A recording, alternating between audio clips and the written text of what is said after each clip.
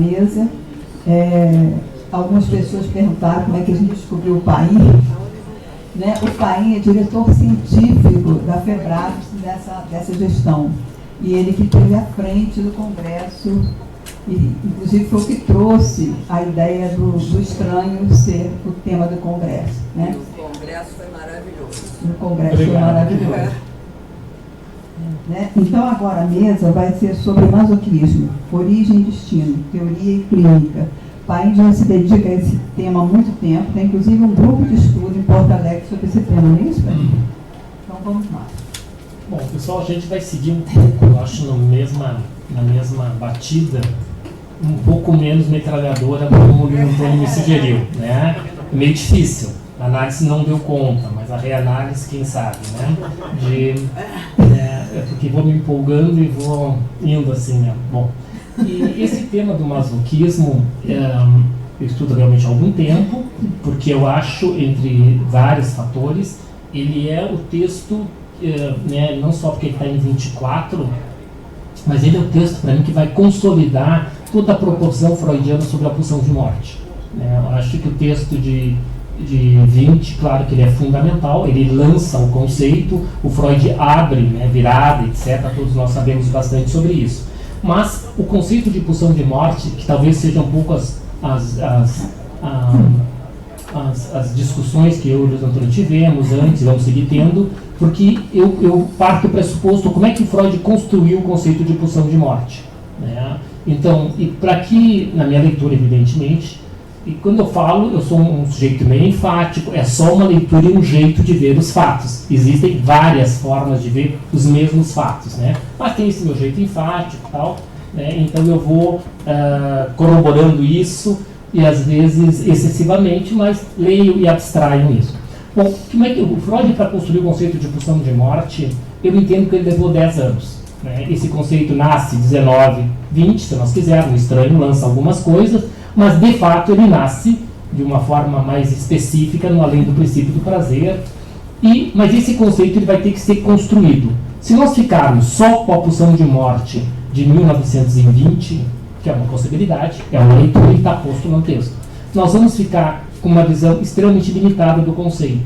E por quê? Porque vai estar começando a construir, eu acho muito legal, né? Falando em conceito e em pulsão, em 15, na página inicial das pulsões e destinos da pulsão, e é legal, né? Pulsões e destino da pulsão. De qual pulsão ele está falando? Da pulsão sexual. Né? Desse destino que ele vai falar e vai se ocupar, né, nomeando os 4 grandes destinos. Mas na primeira página, o que ele define? Ali Freud nos define como é que ele entende um conceito. Ele vai explicar, inclusive, de uma forma muito rica e muito importante, porque ele diz que um conceito é uma construção. Um conceito implica trabalho. Um conceito implica que esse conceito vá sofrer possíveis transformações no decorrer da sua história. E justamente quando ele vai tentar dar conta da questão pulsão. Né? Por exemplo, e aí acho que também tem uma forma minha e do Luiz Antônio se portar diferente com esse termo. Eu particularmente não gosto da expressão instinto, né? não gosto, não uso, né? E acho que, por exemplo, uma das divergências que eu tenho com o Paulo César da Companhia das Letras, né? Eu acho que ele prestou um desserviço ao manter instinto como a Imago primeira, dos anos 60, 70, não tiveram instinto. Por que eu acho um desserviço? Eu acho que o trip freudiano, estou usando meu alemão aqui, tá? Vocês descontam. Mas o trip freudiano, ele vai ganhar uma especificidade que o instinto, para o meu gosto, ele não tem. Né? A pulsão vai ter a ver com todo um desenrolar do pensamento freudiano que tem a ver com a ideia do desejo, por exemplo. Né? O instinto é de uma outra ordem que é inconcebível com toda a volatilidade que um conceito de pulsão tem. Pulsão desloca, condensa, transforma, pulsão com as suas representâncias, evidentemente, negocia, processo primário, processo secundário, etc.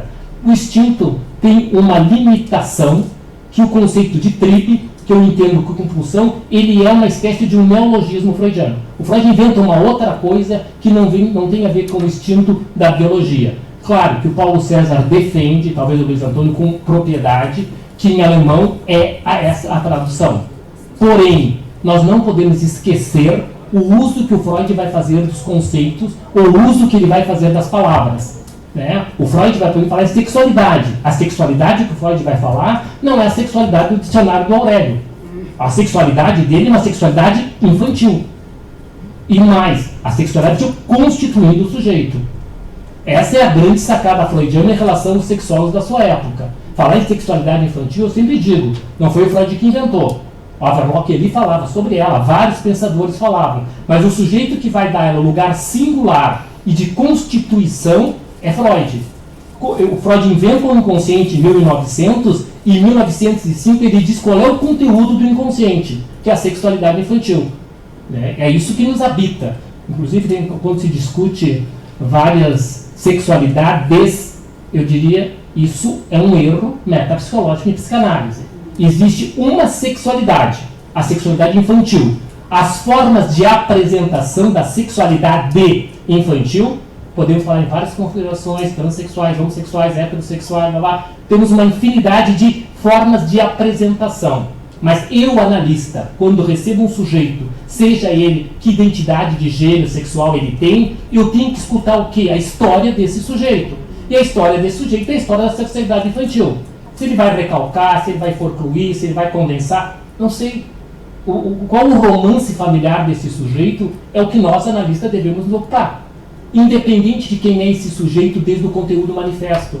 Eu tenho que olhar como é que a sua psicobissexualidade se constituiu. Então, por que então? Eu estou falando então, como é que isso transforma um conceito? Então, o tri enquanto linguagem, e não sou eu que vou discutir com o Paulo César, que eu sei zero de alemão, sei meia dúzia de palavras clássicas, porque quis me exibir como trigo, sei que Verdun, e acabamos por aí. Mas, agora, a especificidade do conceito e o que transforma à medida que vira um conceito psicanalítico, já não é mais o instinto do alemão, ou do inglês, ou de que linguagem nós quisermos. Então, voltando à questão da definição do conceito, em 15, leiam, porque é uma forma muito criativa do Freud de dizer o trabalho que tem que se fazer para que um conceito adquira o status de um conceito mais formatado, com uma certa finalização, que evidentemente pode ser revisto. Bom, e para falar do conceito e do conceito de pulsão de morte, que eu disse assim, se nós ficarmos só com 20, nós vamos ficar com uma linguagem onde o Freud não discrimina morte biológica de morte psíquica. E no decorrer da obra, desses 10 anos, o Freud vai nos legar a importância da morte psíquica. É dessa morte que nós temos que trabalhar. A morte biológica, ok, ela acontece, e quando ela acontecer encerrou os tempos, mas nós trabalhamos com o quê? Ou com a morte do desejo, ou o não acontecer do desejo. Esse é o nosso trabalho. Como é que isso se instaura? Tá? E isso é produto, como é que a pulsão de morte, no seu jogo com Eros ou pulsão de vida, como é que elas vão negociar no aparato psíquico? Então se trata desse processo e que em 20, eu diria, o Freud vai andar 3 ou 4 capítulos do Além do Princípio do Prazer, falando muito da biologia, né? Fazendo associações com protozoários, com a morte, como é que se dá, esse marcado para morrer, que as células, etc, etc. Sim, é um Freud amparado na biologia, né?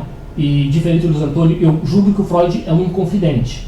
Eu o trato inconfidente no sentido de transgredir o que está estabelecido. Sim, ser desleal. O Freud faz isso com ele mesmo. Tanto que eu acho que a virada de 20 eu chamo a inconfidência de 20. Porque ele rompe com uma série de paradigmas que ele tinha posto, inclusive o principal, que o psiquismo é movido pelo princípio do prazer. Ele diz, não, existe um além, e esse além é anterior e muito mais forte que o princípio do prazer.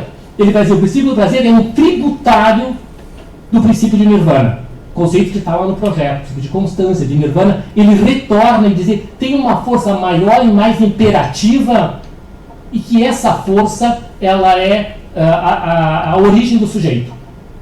Né? Então, eu vou entrar na discussão como é que a gente nasce, teoricamente, desde de uma leitura possível do pensamento freudiano. Então, essa construção, vocês, se quiserem me acompanhar em algum momento, eu diria que tem alguns textos capitais que fazem essa leitura 20, além do princípio do prazer, 24, o problema econômico do masoquismo, 25 a negativa e, por último, 1930, o mal-estar na cultura. É onde a pulsão de morte adquire o seu status de pulsão das pulsões, ou de pulsão por excelência. Nascemos, antes de mais nada, pura pulsão de morte. Aqui começamos as polêmicas, né? Então, essa é uma leitura, né? Por que é a leitura? A partir dos anos 20, começa a se discutir algo que o Freud deixou em aberto, né? Bom, se eu pegar 30, onde ele fala que a pulsão por excelência, ele fala isso só em relação à pulsão de morte, ele não fala em relação à pulsão sexual. Eu adoro essa palavra, porque só o Freud acho que usou essa palavra. A ubiquidade da destrutividade não erótica. Ubiquidade, se vocês não sabem essa palavra, ubiquidade é uma onipresença. Ele vai dizer, a pulsão de morte é onipresente. Ela está presente sempre, no começo, no meio e no fim. A pergunta, por que Freud não disse isso em relação à pulsão sexual? Ou à pulsão de vida, se vocês quiserem. Não disse, está interrogado. Mas lá no Mal-Estar tem, tem essa citação, é um pouquinho maior de citação. Não sei por que até hoje eu desprezei a ubiquidade da destrutividade não erótica. Certo? Então, essa ubiquidade, essa presença desde sempre. Então, essa é uma das frases que eu uso para defender uma leitura possível do que é dito e do que não é dito. Tento discriminar o que eu estou dizendo, que é uma leitura minha, e o que está posto lá. Então, essa frase está posta lá no Mal-Estar. Voltando ao nosso texto, já que o tema é o masoquismo, e eu considero o masoquismo, então, o ápice importante da construção e de todas as repercussões teóricas e clínicas desse termo, tanto que tem um trabalho que foi um relatório do Congresso da FEPAL de Lima, o último Congresso da FEPAL em Lima, eu e a Ana Paula Terra Machado, uma colega, nós fizemos um dos relatórios. E o nome desse relatório se chama Masoquismo, Destinos da Pulsão, Origem do Sujeito. E nós propomos o masoquismo como um quinto destino pulsional. Transformação no contrário, retorno sobre si mesmo, recalque, sublimação e masoquismo. Então, nós estamos propondo como um quinto destino pulsional e que nós vamos dizer que, na realidade, ele é o primeiro. Quinto porque Freud nomeou 4 e nós estamos propondo um quinto. Se mais alguém já propôs, eu não sei. Né? Pode ser que sim, depois me surpreenda, o Ciclone já propôs, ok, mas sem querer brigar pelo inédito, é a teoria e a tese que a gente defende nesse trabalho, que tem a ver um pouco com a minha fala com vocês hoje. Então, a ideia de um quinto destino pulsional e que seria o primeiro. Se ele é o primeiro, nós estamos propondo que ele vai ser a matriz fundante da psique. E isso tem a ver com o que eu dizia para vocês. Né? Lembro que eu falei que quando Freud trabalha lá os destinos das pulsões, em 15, né, ele vai trabalhar os pares de oposto, masoquismo, sadismo, voyeurismo e exibicionismo. Só que lá ele trabalha o masoquismo, o sadismo, que vou me fixar nisso para poder fazer a leitura do texto, a releitura do texto de 24, porque lá ele trabalha com a ideia de uma forma de manifestação da sexualidade. Ele vai usar para explicar o par de oposto, sadismo, atividade versus passividade. Né? Lembra, eu estou trabalhando com a tese que até 1924 o Freud trabalha com a atividade como o primeiro grande destino do pulsional do sujeito. Atividade versus passividade. Um bebê ativo, um bebê que ataca o seio, um bebê que quer se apoderar do seio. Disse para vocês que essa é a leitura kleiniana. Klein se apodera desse pensamento freudiano e vai desenvolver o seio bom e o seio mau, por exemplo. Que é mais do que isso, mas para dar o exemplo da importância de um sadismo originário. Esse é o pensamento de pulsões e seus destinos, e é o pensamento que o Freud tinha até 1924. Ele começa a romper em 20. Em 20 ele já se pergunta, acho que eu vinha trabalhando com a ideia que o masoquismo era secundário. Talvez eu esteja equivocado. É uma frase solta, é 20, ele segue trabalhando o tema da pulsão de morte, a sua importância, mas em 24 ele vai escrever o problema econômico do masoquismo.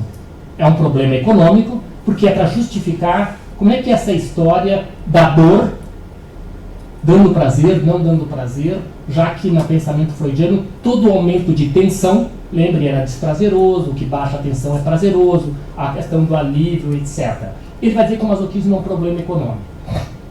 E com a temática do masoquismo, ele vai começar a trabalhar a ideia de uma passividade originária. Passividade, que eu estou dizendo, enquanto constitutiva do aparato psíquico. O bebê deixar-se penetrar pelo outro. Esse outro que eu volto a dizer, que é a discussão anterior, que sempre está lá. Ele tem que estar lá. Se ele não estiver, não tem vida psíquica. Principalmente a partir dos anos 20. Com o conceito de pulsão de morte aos moldes da minha leitura, pontuando a obra freudiana, eu diria que o bebê freudiano, a partir de 1920, ele nasce pura pulsão de morte. A libido vem do objeto. O Freud não diz isso. O Freud, a partir dos anos 20, não diz de onde vem a libido. Ele só diz lá em 20 que a pulsão de morte é a pulsão por excelência, a ubiquidade é a destrutividade mais erótica. E no termo do masoquismo tem uma frase, para quem quer defender a sua tese, que ele diz: quando a libido chegou, a pulsão de morte já estava lá. A pergunta chegou da onde? Ele também não responde, mas ele diz: quando a libido chegou, a pulsão de morte já estava lá. Né? Bom, com a temática do masoquismo e a ideia de um quinto destino pulsional ou a ideia de uma matriz fundante, o que a gente parte da ideia, então? Se a ideia é essa, pura pulsão, pura intensidade, já que pulsão de morte para Freud é só intensidade. Ela é cega, surda e muda. Né? Ela tem uma intensidade que brota do corpo, isso ele diz, e essa intensidade que brota do corpo, lá no texto da negativa, ele vai falar de algo que é uma expulsão primordial. É uma espécie, o bebê nasce, né, a partir do pensamento freudiano, nasce, é jogado no mundo e ele descarrega um quanto de pulsão, nisso que o Luiz Antônio também falou, que é um choro que não tem endereçamento porque não tem o que endereçar. Então é o primeiro momento mítico de algo descarregado anarquicamente e joga para o mundo, sem pretensão de comunicar nada. É um jogar de energia que seria o tempo zero, se nós quisermos. Esse tempo zero, que tem a ver com o desamparo originário. Por que o Freud trabalha desde o projeto a ideia do desamparo originário? O desamparo originário significa o quê? Que ele precisa do agente experiente para que algo aconteça. Se o agente experiente, que é o portador de uma demanda libidinal, não entrar em cena, não tem vida psíquica. Se o bebê nascer e for jogado na lata do lixo e ninguém encontrar esse bebê, não tem vida psíquica e nem biológica. Ou seja, é necessário o agente da ação específica. Quem é esse agente, como ele entra, etc., é ele que vai entrar com o seu mundo libidinal. Só com a diferença. Antes dos anos 20, o Freud tem a teoria, lá nos 3 ensaios, que a função materna, ou a libidinização materna, amplamente falando, é acordar as zonas erógenas. Porque antes de 20, a pulsão sexual tem a fonte no corpo. É dito literalmente, nos 3 ensaios, Impulsões e seus destinos, que a fonte é o corpo. É quando ele define pulsão, então uma fonte que é o corpo, uma meta que é a descarga, né, uma intensidade e o objeto. Lá ele também diz, o objeto é o mais variável, mas ele tem que estar lá. Ele não diz o objeto é dispensável, o mais variável, ele diz mais. E o objeto tem que ter uma peculiar aptidão para ser objeto da satisfação. Olha, é interessante. Variável, sim. Por que é variável? Porque o desejo desloca. Assim como se eu tiver a teta, vai ser o paraíso. Mas daqui a pouquinho, se não vier a teta, eu tiver com muita fome, com muito desejo, serve a mamadeira. Por quê? Porque esse sujeito tem um mínimo de capacidade de ter. Se ele não tem, ele sucumbe. Quanto mais precoce, mais possibilidade de sucumbir a esses trâmites, né? Porque ele não tem essa possibilidade de ir e vir. Então, o Freud fala lá em 15, que quando ele fala do objeto, ele diz é o mais variável, não está ligado a ela desde sempre. Então, não é o corpo que determina. Mesmo que a pulsão sexual tenha origem no corpo, ele diz não está ligado desde sempre. Tem que vir a ligar-se, né? E ele diz que tem que ter uma peculiar aptidão para satisfazer o desejo. O que é essa peculiar aptidão? Provavelmente, esse objeto tem a ver com a minha história. Por que eu escolho essa mulher, este homem e não esse? Bom, tem a ver com esse objeto primário, os atributos dele que ficaram dentro de mim e que faz com que a minha escolha seja A, B ou C, essa escolha do inconsciente. Isso que é a grande discussão contemporânea. né, que muitas correntes teóricas, né, das questões dos sujeitos querem defender a história, que o desejo não é uma construção. O que me faz que busque aquilo que tem a ver com a minha história? Né? A ideia também de um determinismo biológico, como se o corpo é que decidisse. Quando alguém diz desde sempre o Joãozinho se vestia de menina, né, desde sempre onde, e quem é esse onde que desde sempre, e se não é em 100%, nós vamos encontrar nessas histórias, quando a gente tem a oportunidade de trabalhar, a velha questão dessa questão no inconsciente parental. De como é que entra o Joãozinho se vestir desde menina, ou gostar de boneca de uma forma mais intensa. O que isso tem a ver, de novo, com o triângulo? O que tem a ver com o Joãozinho, com a mamãe e com o papai? Como é que isso se dá, tem a ver, de novo, com a história? Ou se é sem história? Né? Muitas correntes que atacam a psicanálise preferem pensar que não tem história, que aquilo é um determinismo, né? Determinismo biológico, não um determinismo da história, do inconsciente, etc. Né? Bom, então, voltei à questão do objeto ali em 15, para poder retornar que, então, a partir dos anos 20, com a questão do masoquismo primário, o masoquismo primário passa a ser, então, a grande questão, e o Freud começa a deixar-nos alguns subsídios para dizer que, de alguma forma, sadismo não existe. O que existe, por excelência, é masoquismo. Por quê? Porque a partir dos anos 20 é que a teoria das identificações cresce no pensamento freudiano. Antes dos anos 20, Freud fala algumas coisas das identificações que são importantes, mas os dois textos que quem quer estudar a teoria das identificações em Freud tem que se debruçar. Luta e Melancolia, temos a identificação narcísica, narcisismo é importante, mas com mais robustez, digamos assim, o ego e o id e a psicologia das massas. São dois grandes textos onde nós temos mais subsídio para trabalhar a questão identificatória explícita. Falada, dita, objeto, como identifica, ser, ter, lá, são esses textos. Né? E esses textos todos têm a ver, então, permeados com essa questão do que para mim é fundamental, né, dessa passividade originária, dessa intrusão do objeto que vai determinando coisas na história desse sujeito. E por isso que a questão, assim, porque a pergunta por que masoquismo, o que acontece, por que a ideia de um masoquismo estrutural? Nós estamos falando disso, de um masoquismo estrutural. Né, e falei, e quero retomar, que de alguma forma sadismo não existe, por quê? Porque masoquismo significa, e agora retomar, porque a questão identificatória, masoquismo significa o sofrimento em mim ou o sofrimento no outro, pelo qual supostamente sadismo é só uma forma de manifestação do masoquismo. O sádico, ao atacar o outro, o Freud vai dizer, o prazer não está no ataque, o prazer está no gozo pela identificação. Isso é aquela célebre frase, o que sofreu passivamente reedita ativamente.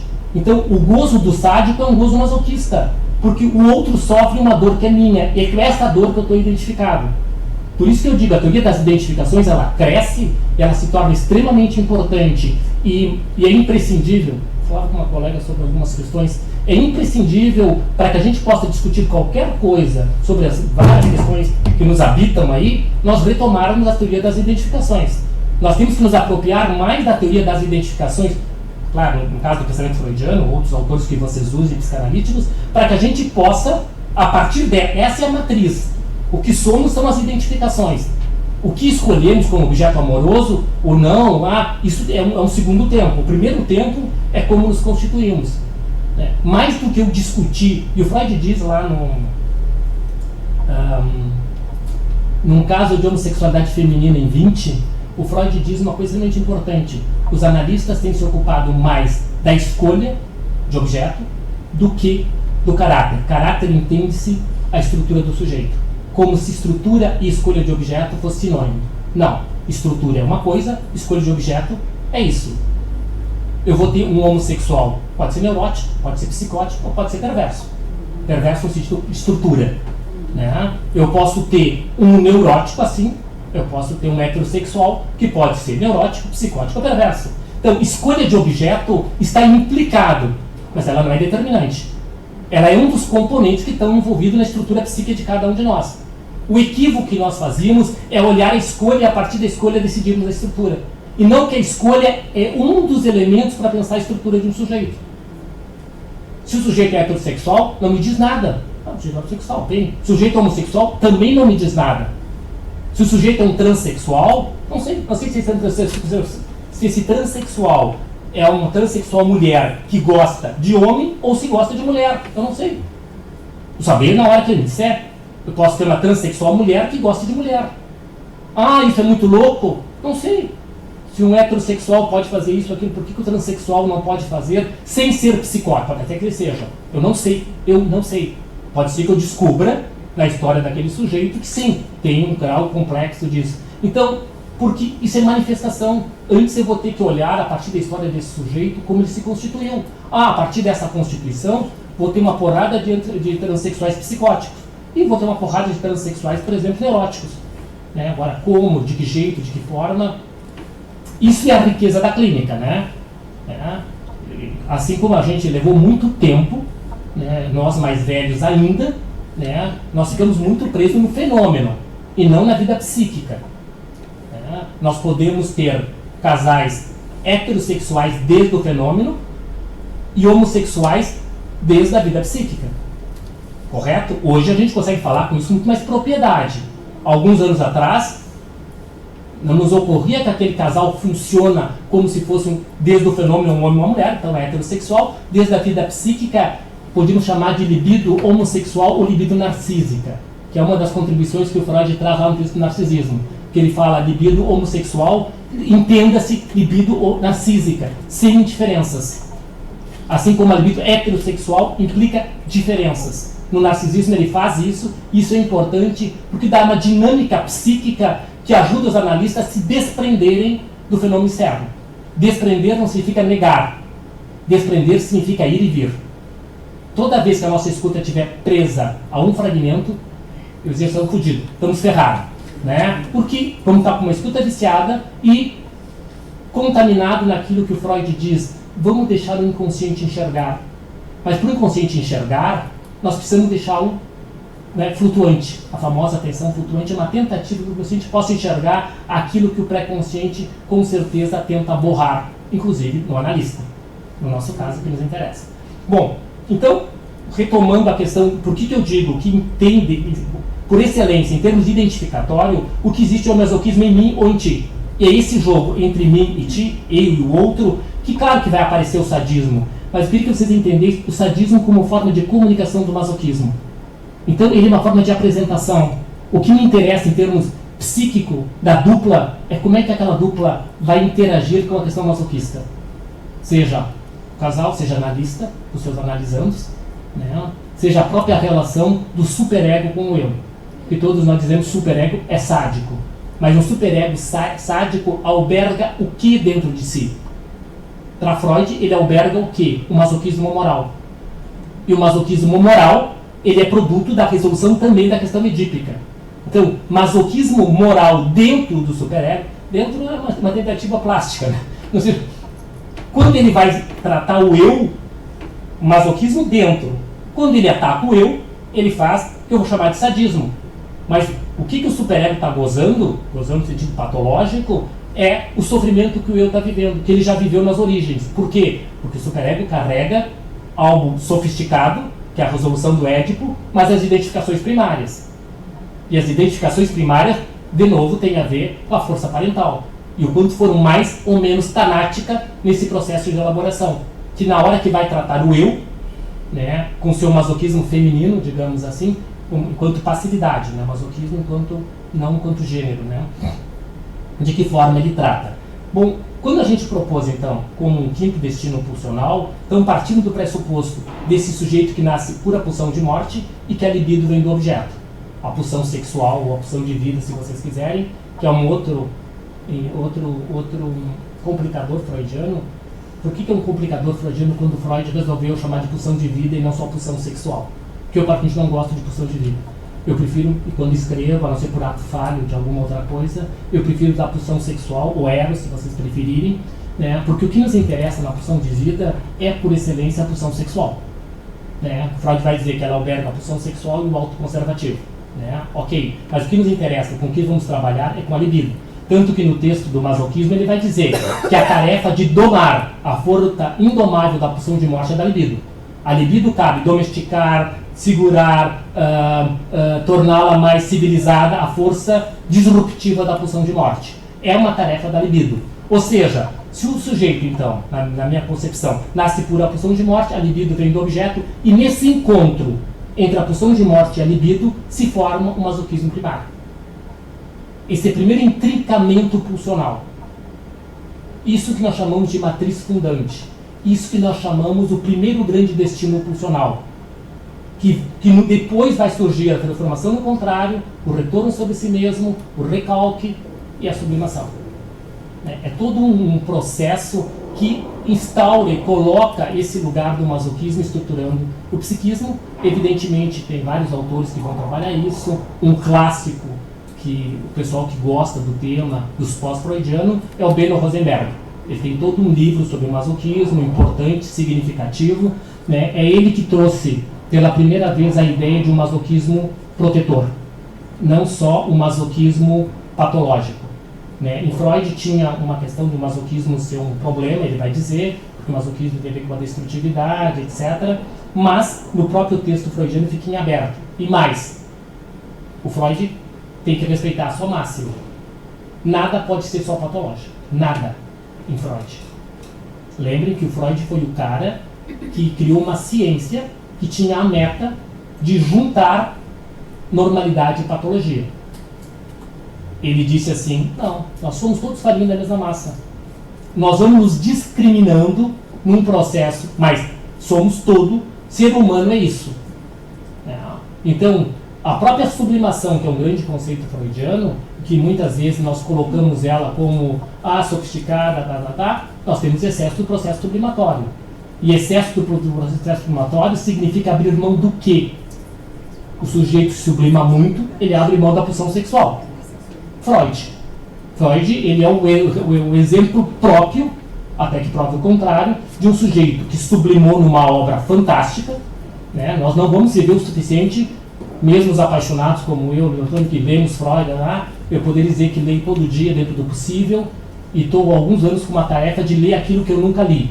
Então, cada dia eu escolho alguma coisa que eu nunca li. Pode ser uma carta, eu teria que viver 200 anos e eu não leria tudo. Né? Da imensidão de coisa que ele escreveu na obra completa e nas obras incompletas. Né? Só as cartas a Fliss, que são as mais clássicas, é um livro de 500 e poucas páginas. O Jung, o Ferenc, então tem uma imensidão de coisas. Mas o próprio Freud poderia ser um exemplo de um jeito que fez uma sublimação excessiva. Sublimou, criou, que bom para nós, mas de um outro lado, reza a lenda que desde que a Ana nasceu, ele nunca mais teve vida sexual. No sentido, pelo menos, de uma relação sexual com o outro. Né? Então, quando a Ana nasceu, que era uma gravidez indesejada, a Marta estava com gravidez sucessiva, foi uma gravidez difícil, e o Freud sempre disse, né, quando seria importante o dia que se descobrisse o método anticoncepcional efetivo. Que ele achava uma pena, mas achava que a medicina iria descobrir o quanto seria importante. Né? E reza então a lenda dos biógrafos que a partir desse momento ele nunca mais teve vida sexual. Nem com a Marta e acho que nem com a Mina. A cunhada famosa, que tem várias versões, que a cunhada teria uma história e tal. Pode ser que sim, mas vamos combinar aqui, haja tempo. Para ter a clínica que ele tinha, escrever o que ele escrevia e ainda ter uma amante que era cunhada. Em termos sexuais direto. Ele poderia ter uma amante no caráter simbólico, ele era apaixonado pela Salomé, ele era apaixonado pela Marie Bonaparte, mulheres que encantavam a ele. Né? Mas eu só usei esse exemplo, claro que nós não temos como discutir isso, para referendar a ideia que nada pode ser patológico e nada pode ser só estrutural, inclusive a própria sublimação. Né? E porque tem um outro complicador na sublimação, que o Freud diz, que a sublimação, ela se dá depois de 20 e ela libera pulsão de destruição. Se ela libera a pulsão de destruição em excesso, para onde ela vai? Que destino ela vai dar à vida do sujeito, esse quanto que fica desligado? São discussões, temos algumas coisas para pensar sobre isso. Então, a ideia de um masoquismo protetor me parece extremamente importante. É do Rosenberg. Do Rosenberg. Qual é o primeiro nome dele? Beno com B-E, Beno Rosenberg. Ele tem um livro que eu acho que é de 80 para 90, que é Masoquismo... Guardião da Vida. Então, é um livro muito interessante, ele retoma, claro, as questões freudianas e a sua percepção, e hoje é a grande discussão. né? Tu não vai trabalhar psicossomática, por exemplo, eu falo pegando uma patologia dramática intensa, nesse jogo entre o masoquismo protetor e o masoquismo, nós chamamos de narcotizante, que é uma expressão que eu gosto, o masoquismo narcotizante, como algo que paralisa o sujeito numa compulsão à repetição, né? Porque a compulsão à repetição, o Freud vai trabalhar justamente com isso. E a importância também de uma coisa que eu só falei rapidamente na primeira fala, que é da repetição à compulsão, e o que o Freud inaugura de extremamente importante em texto de 20, que é a primeira vez que ele vai falar, então, de experiências que o sujeito viveu e que nunca foram prazerosas, em nenhum momento da história do sujeito. Lembra que até então era a ideia, foi prazeroso em algum momento e deixou de ser. Ou foi prazeroso, agora não é. O sujeito que quer chupar o bico, aquilo é legal, seguir chupando o bico aos 10 anos, isso é patológico, etc. Mas foi prazeroso lá. Lá estava certo, agora aqui segue. Depois dos anos 20, além disso, ele diz que tem vivências que nunca foram prazerosas em nenhum momento da história do sujeito. Inclusive ele começa com a frase dizendo assim, olha, nós vamos nos deparar com algo até então não visto. A existência de vivências traumáticas que nunca foram prazerosas. Aí surge o desprazer originário. Antes o desprazer era sempre a ausência de prazer. Quando o seio não está presente para Freud, até 20, isso é experiência de dor. É diferente de eu conceber uma dor que não seja a falta, e seja a dor pela dor. Que sejam vivências traumáticas vividas nesse encontro da pulsão com o objeto. Seja o investimento tanático dos objetos. Isso de um trauma, precoce ou não, dependendo das patologias, etc. E o Freud só concebe isso a partir de 1920. Então, a partir de 20, além do trauma, evidentemente, do excesso de investimento libidinal, que segue vigente, lembra, Freud amplia o seu pensar, vai agregando coisas. Então, ele agrega algo importante sobre a questão do traumático. Né? O traumático que pareceria que o Freud, quando disse, não acredito na minha histérica, que a teoria do trauma lá em 97 teria sumido de cena, ela nunca sumiu de cena. A diferença é que, nesse período dos anos 20, ela ficou muito ligada ao traumático da força da pulsão. Porque Freud diz, a pulsão agride o aparato psíquico. Sim, a pulsão é uma intensidade, né, que tem que ser mediada. Mediada por quem, de novo? Pelo objeto. Até que o sujeito possa vir ele ter condições de fazer isso. O bebê não nasce com essa condição. Né? O bebê precisa de telas protetoras. Quem vai dar essa tela protetora é o objeto. Aquilo que o Freud fala no projeto, as barreiras de contato. O que é as barreiras de contato? É tudo aquilo que diz não à demanda pulsional. Tanto que o Freud em 14 diz, todos os destinos têm que conter e oferecer uma forma de satisfação possível. Não dá só para conter. Esse psiquismo precisa descarregar de alguma forma. Quais são as formas? Ele vai dizer, transformação no contrário, retorno sobre si mesmo, e diz uma outra coisa importante em termos da clínica contemporânea. Ele diz lá e retoma depois. Quando ele fala dos destinos pulsionais pré-recalque. Ele fala isso nas questões de seus destinos. E são esses dois. Então, destinos pulsionais pré-recalque é o que sustenta em Freud a ideia do inconsciente não recalcado. Ele fala pela primeira vez explicitamente no não recalcado nas páginas iniciais do inconsciente. Ele diz lá, o recalcado é apenas parte do inconsciente, o inconsciente é mais do que o recalcado. O inconsciente. E de quando eu digo o, eu estou falando de substantivo.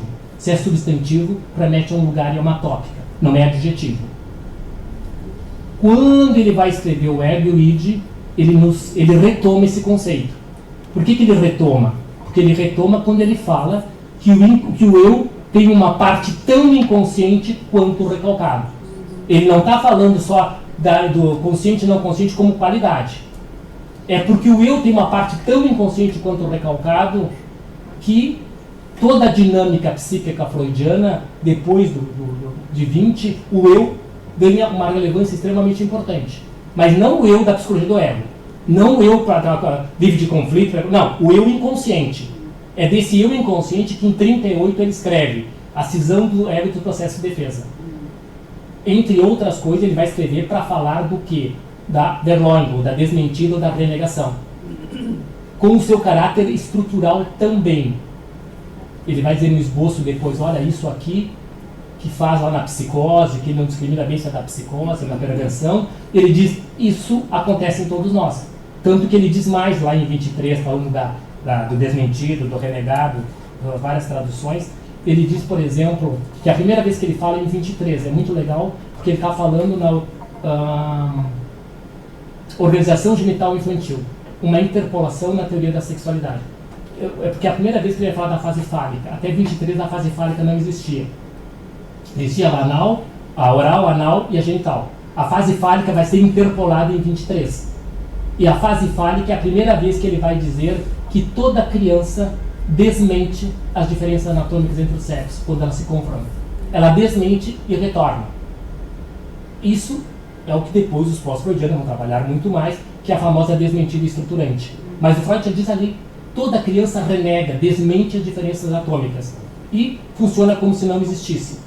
Masculino fálico versus castrado. É esse tempo que se instaura. Né? É a renegação estrutural que está ali e depois vai se trabalhar, né? E o Freud vai voltar a falar nela no fetichismo, por exemplo, que é importante, que vai calcar a patologia, mas abrir mão para o que não é patológico, depois na cisão do ego nos processos de defesa, e depois ele volta no esboço. Né? No esboço ele volta de forma muito mais magistral e muito mais intensa sobre essas questões da cisão. Então, voltando à questão do masoquismo, eu só quis retomar esses destinos pulsionais pré-recalque, de novo com a ideia que o recalque vai se estruturar no encontro com o objeto. Porque nesses dois tempos anteriores são tempos em que não tem recalque. Quem vai conter a demanda pulsional é a transformação no contrário e o retorno sobre si mesmo. Essas são as formas que o Freud diz que o sujeito tem, essa criança incipiente, para lidar com a demanda pulsional sua e a demanda pulsional que vem do mundo externo, que vem dos objetos. Então ele vai transformar. A primeira grande transformação no contrário, por exemplo, nós podemos encontrar justamente, Freud vai chamar de destinos pulsionais narcísicos, justamente quando o bebê freudiano passa de total desamparado para sua majestade o bebê. Isso é uma grande transformação no contrário. Eu sou desamparado, não vivo se alguém não me acolher, e daqui a pouco, nesse processo, eu viro majestade. Isso é a grande transformação, uma das grandes transformações no contrário, que está posto no pensamento freudiano. E que são esses tempos que vai se trabalhar e que não existe o recalque. Porque, de novo, na minha concepção, o recalque só vai se instalar quando houver problema entre o que eu desejo e alguém dizendo que aquilo que eu desejo não pode acontecer. Porque não tem por que recalcar enquanto eu posso viver a minha plenitude narcísica. Por que eu vou recalcar se não existe, né, tanto que o Luiz Antônio falava, né, do asco, da vergonha e do nojo, que são destinos pré-recalque, são elementos anteriores ao recalque que está instaurado, são importantes, né, a questão do olfato é uma coisa extremamente importante, né, o Freud vai referendar a importância disso, né, como é que isso vai se constituir na história do bicho-homem, nas nossas histórias, né, o quanto nós podemos pensar, falando várias coisas culturais, né, por que a nossa cultura é uma cultura que abomina o nosso cheiro natural. Tanto que nós somos a indústria dos perfumes, dos cosméticos dos mais variados. Ou seja, a cultura diz, esse cheiro é perigoso. Esse cheiro do próprio corpo, que tem a ver com o nosso corpo, com o corpo da mãe, tem a ver com o cheiro do desejo. Como é que a cultura faz para bloquear o desejo mais pulsional? Ela começa a criar coisas. E a primeira grande coisa que ela criou, né, foram os perfumes. Tanto que eu adoro aquele filme velho e antigo, que é Perfume, a história do assassino. É o perfume, Também tem perfume de mulher, que é outra coisa. Perfume de mulher mais sofisticado, é muito mais neurótico. O perfume tem a ver com isso, justamente com a busca do cheiro. É um filme belíssimo, ele é 1000% psicanalítico. O cara deve ter lido Freud em algum momento, o autor, para falar de todo esse vínculo com o cheiro do corpo da mãe. Esse sujeito que nasce, é jogado no meio dos peixes, a mãe quase que evacua ele lá na peixaria, naquela grande feira, né? E ele só não morre porque alguém vê que aquele cara foi jogado lá, e depois começa toda uma história. Uma das teses possíveis que a gente fala, o que ele ficou preso? Que cheiro era esse? Que cheiro universal que ele estava pegando? Existe cheiro mais universal que o cheiro do corpo da mãe? Em termos de olfato, o Freud diz, a gente nasce no meio de fezes e urina. Claro, quando nascia-se de forma mais natural e menos séptica, menos higienista, mesmo, tá? Então, a questão do cheiro é tão importante que existe toda uma indústria e nós temos que tomar banho, nós temos nada contra, mas assim, o que isso está posto? Está posto algo que tem a ver. Esse cheiro, ele é perigoso. Liberar o desejo, que é um desejo sempre incestuoso, ele só não é porque tem um recalque. A cultura diz não ao desejo. A cultura sempre diz não ao desejo. Certo? O Freud vai dizer que o primeiro grande mal-estar na cultura antes de 30, que tem a ver com desejo e com a destrutividade, o meu mal-estar é o quê? Que está posto lá em 1908, Moral Sexual Civilizada e Doença Nervosa Moderna. É o texto do mal-estar antes de 30, que é o mal-estar do quê? De um desejo que o sujeito não pode viver como seu. Um desejo que a cultura diz não, tu não pode desejar. E nós estamos em 1908, que a proibição às mulheres poderem desejar, viver sua sexualidade, era muito mais intenso, muito mais proeminente, onde o poder da igreja em seus mandatos de proibição do quê? Do desejo. Transar para procriar, não pelo desejo. Né? Então, esse era o grande sofrimento humano, que o Freud foi o primeiro a dizer. A questão é essa, o sujeito tem que abrir mão do desejo. Claro que nos primórdios, ele achava que a solução para as histéricas era transar, lembram? A Irma era isso. O sonho de Irma é belíssimo. No sonho de Irma ele diz assim, tá bem, ela não melhorou porque ela não aceitou a minha sugestão. E qual é a sugestão do Freud que está implícita? É que a Irma era uma viúva que estava em abstinência sexual.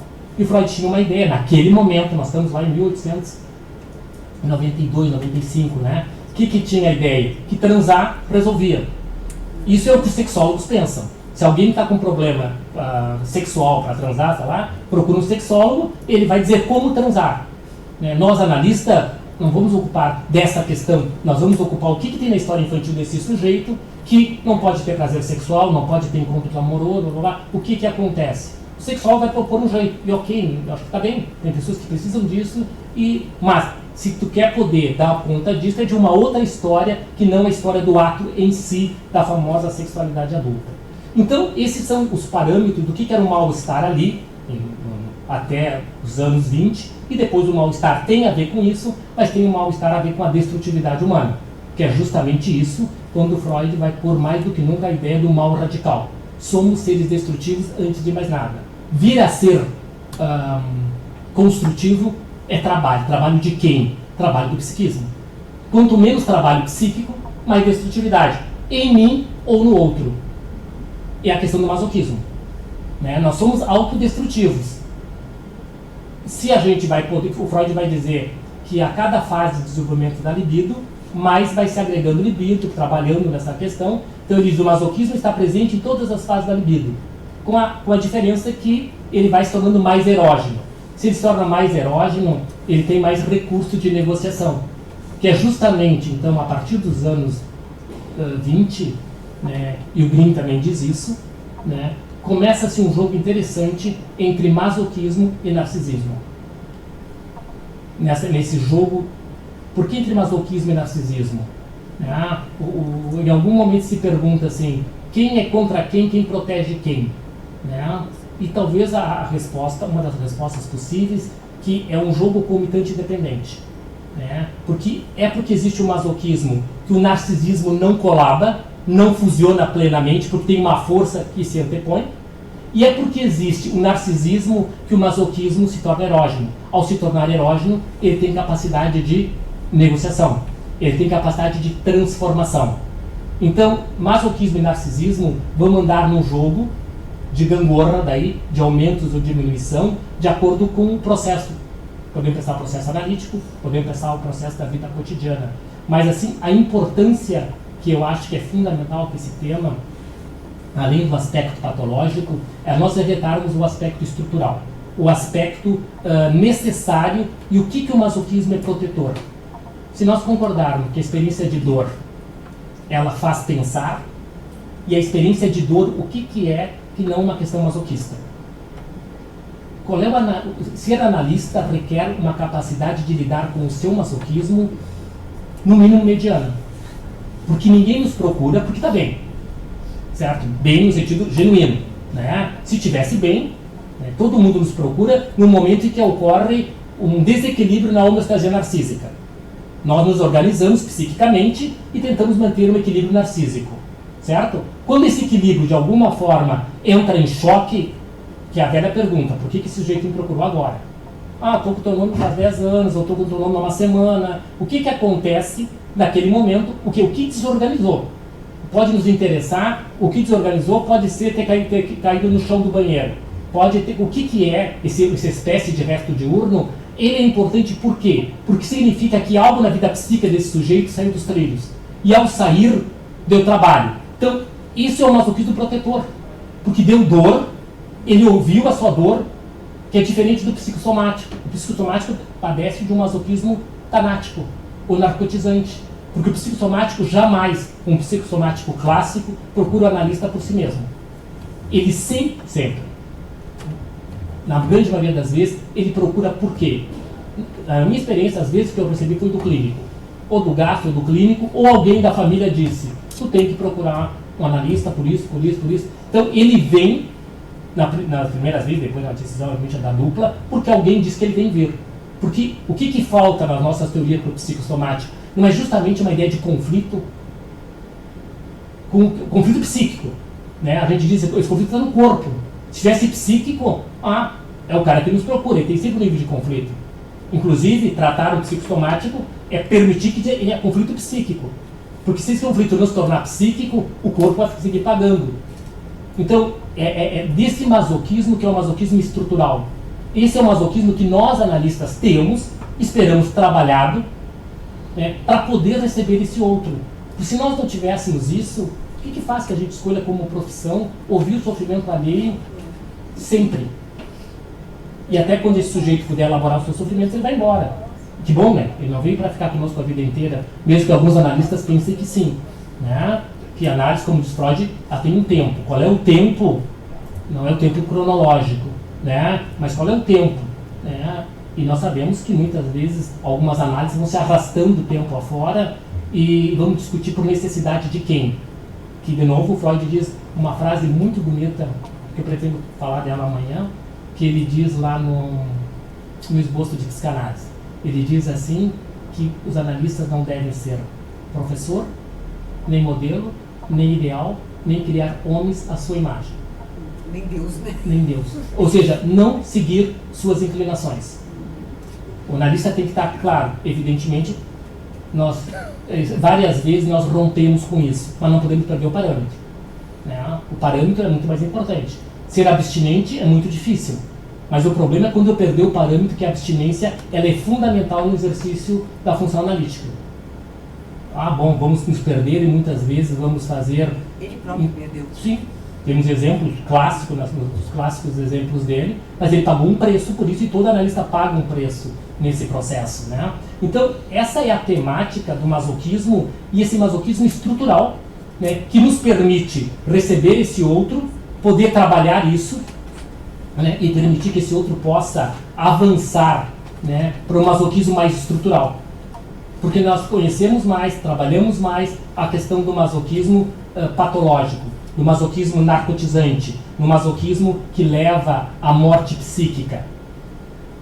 E quando eu proponho, inclusive, isso, eu vou também dar uma encerrada e a gente poder conversar algumas coisas, também quero resgatar algo que eu dizia, o que é ruim na expressão pulsão de vida, né, e pulsão de morte, porque ao ouvir essas expressões, nós ficamos tentados a pensar que a pulsão de vida é boa e a pulsão de morte é ruim. Né? E aí a gente começa a fazer uma grande confusão. Né? E que destrutividade é ruim. A pergunta é destruir o quê? Né? Ou se a destrutividade também faz parte do processo analítico. Se desidentificar, nós usávamos a expressão antes, não é produto de uma destruição. Algo se destrói para que algo venha a acontecer. Então, se nós resgatarmos que se a pulsão de morte ou a pulsão de vida é boa ou ruim, eu não sei de novo. É um processo. Mas lembrem que a pulsão de morte é que desacomoda a libido. A libido sempre ela busca, o que torna Eros inquieto é justamente a força contrária. A libido, ela busca a estabilidade psíquica, isso o Freud diz. Estabilidade não tem trabalho. Para que tenha trabalho, tem que ter uma força contrária. E a força contrária, depois de 20, é a força da pulsão de morte. Inclusive o Freud diz, se a pulsão de morte ela presta um serviço para a libido, para ela poder descarregar no mundo externo. Então, a agressividade necessária, precisa um quanto de agressividade na vida, todos nós concordamos. De onde vem essa agressividade para a vida? A gênese, libido, óbvio, a expulsão de morte. A pulsão de morte impulsiona e a libido dá direção. Lembra que eu disse que a pulsão de morte, ela não conhece, ela é uma força desgarrada. Para onde ela vai ir, quem diz é a libido. Mesmo na compulsão à repetição, que sim, é um excesso de pulsão de morte, mas para onde vai a compulsão à repetição, quem dita as regras é a libido. A pulsão de morte não tem memória. Se eu repito sempre o mesmo de uma experiência traumática, é o quanto de libido, nesse masoquismo, né, destrutivo, mas ela teve o suficiente para dizer que era aquele lugar. O que faz que alguém vá ter uma manifestação psicossomática na pele e o outro tenha manifestação psicossomática no intestino? Quem dá o órgão, a escolha do órgão, a famosa complacência somática do Freud, quem diz é a libido. A pulsão de morte só vai. A pulsão de morte ela não quer nada, ela quer descarga. Por onde ela vai descarregar depende de quem dá o caminho. E quem dá o caminho sempre é a libido. E a gente, quando vai falar sobre isso, a gente fala tanto da pulsão de morte que a gente esquece, mas quem tinha que domar e não domou, ou domou de uma forma ineficaz, foi a libido. Quem falhou foi a libido. A pulsão de morte, ela é simplesmente. Ela não tem essa capacidade de escolher por onde ela vai. A libido diz e ela vai. Só se a libido é frágil, ela vai e pode destruir tudo pela frente. Ela pode levar ao suicídio. Mas o Freud diz, mesmo no suicídio, tem um quanto de libido que está envolvido. Diz mais. O suicida quer fazer o quê? Destruir, atacar os objetos internos. Certo? Então, não tem nada de desgarrado absoluto. Obrigada, amanhã às 9 horas continuamos.